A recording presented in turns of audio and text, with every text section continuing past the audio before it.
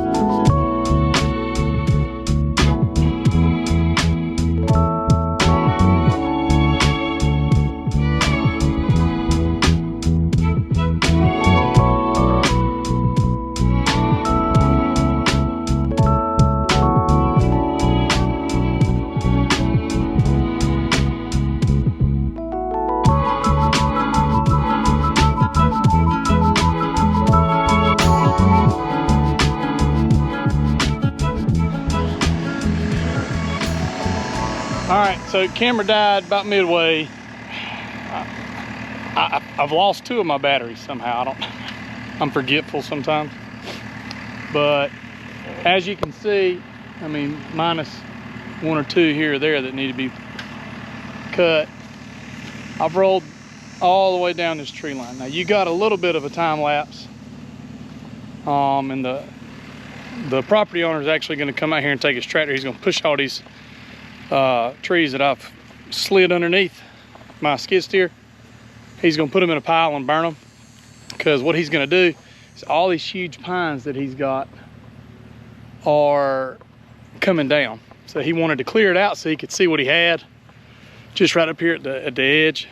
He's going to have a guy with an excavator come in, push them over, and then he's going to push all this dirt out. Okay, so what we're going to do now is we're going to start right along this little line. You can see that pond that I was talking about right in here.